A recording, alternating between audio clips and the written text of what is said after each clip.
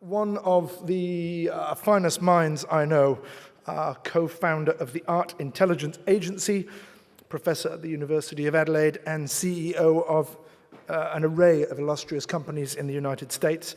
I'd like to introduce, if I can find him, Tom Hajdu. There he is. So my name's Tom Hajdu. I'm co-founder of the Art Intelligence Agency. I'm going to tell you a little bit about that, if I can see it. Oh, there it is. What do I do? Oh, yeah. So when the Institute for Machine Learning started a few years ago, I had no idea it would become one of the top places in the world for visual AI and win competitions every quarter globally. And I thought, well, how can we do something with this? How can we take advantage of this? So we know why AI, why creativity. We'll get into that question a little bit later. But one thing's for sure, people who are good at AI are not that good at being creative. And people who are really creative aren't very technically good, right? So you end up, just to talk about art now for a moment, you end up getting pretty bad art. So that was our first challenge, as to how to be in this upper right-hand quadrant. And so how we did that was by creating the first AI machine learning artist in residence. This was in Wired magazine in March of 2020. Laurie Anderson, if you don't know, is probably one of the most important living artists today. She's an AR, VR filmmaker, musician, composer, painter, writer, etc. She was the first artist in residence at NASA, and so she became the first artist in residence here. This is an excerpt of something that we did with her. Welcome to The Road, the fourth Norton Lecture. Today we'll be talking about technology. I don't know about you, but I personally am feeling a sense of unreality these days. Is it the trauma of the pandemic? Meanwhile, technology is defining our identities and coding us as patterns. Sometimes technology and the internet promise to expand your world, to enlarge your point of view. On the other hand, the internet is, as my friend Justin says, assisted living for millennials, unquote. For example, I myself am shopping right now for a fuzzy onesie. But what happens when the iCloud breaks, and why is there so much anger, fear, and repression now? We can't blame it all on technology. Help. Breaking to bits. Help. Broken. What war is this? What time is it?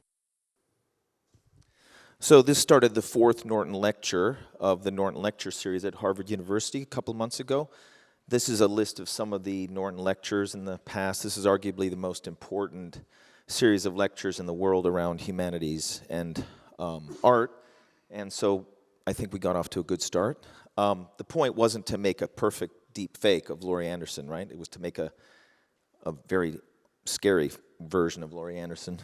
But why creativity? So let's get into this for a minute. Fortune 500 CEOs say that one of the most important skills when you're looking to hire somebody is creativity. Creative leadership, really important. Need to be working in ambiguity, be comfortable with ambiguity, changing business models. You see the list there, but I'm sure you all know how important creativity is in this highly disruptible time that we live in. World Economic Forum in 2015 said the 10th most important skill for the workforce of the future was creativity. By 2020, it was number 3. And in 2022, it will be within the top 3 as well. Why is this? Because broad cross-functional teams produce better results.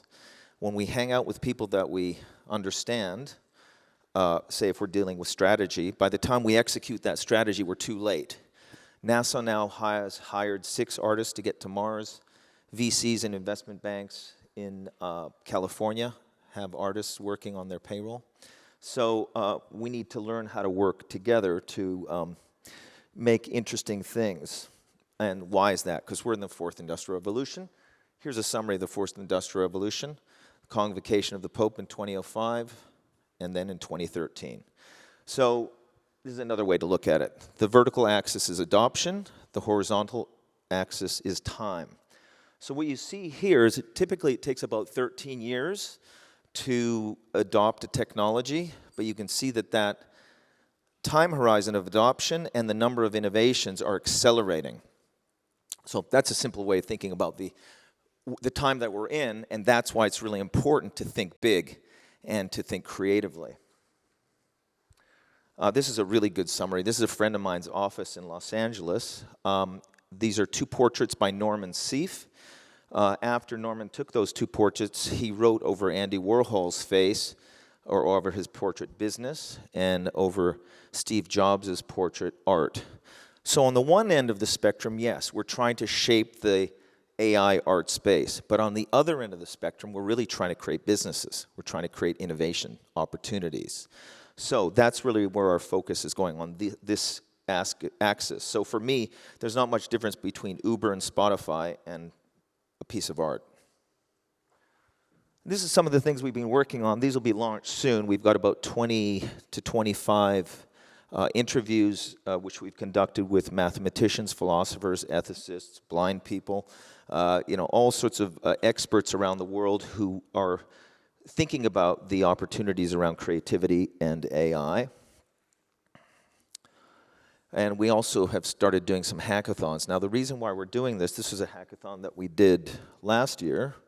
The reason why we're doing this, yes, it's great to bring artists together with engineers and ideate for the day. And this is the one that we did this year. The output of this will probably be an installation at Lot 14. But really what we're trying to do here is systematize the process of working in broad cross-functional teams, right? So it's not just the idea of making cool stuff, but how do we systematize that process? Next year's artist in residence is somebody equally, if not more famous than Laurie. I can't announce who that will be, but we're not going to make a piece of art. We're going to make a business. So that'll be announced soon.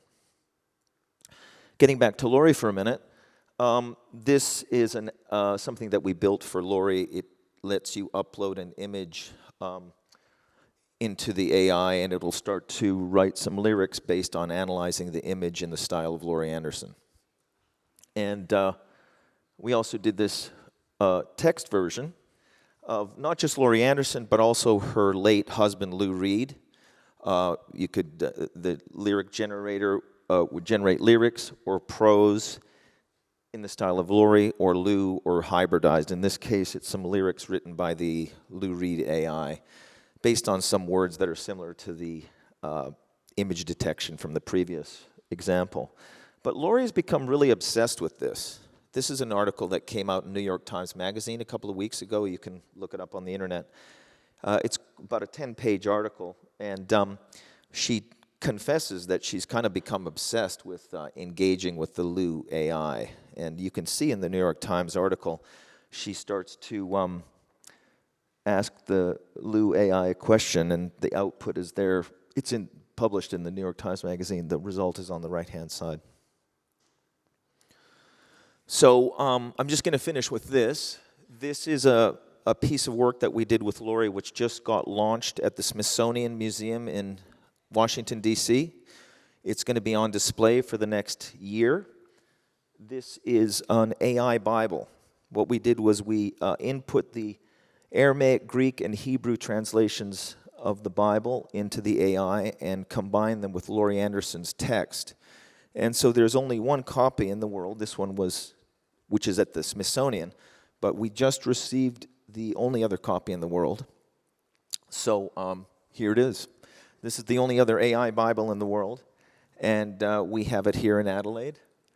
And you feel free to come and take a look at it at some point. It's got very thin tissue paper pages, just like the Bible does, and is a hybridized version of all those things. So it's an example of what you couldn't really do with human beings, right? Just too hard to do.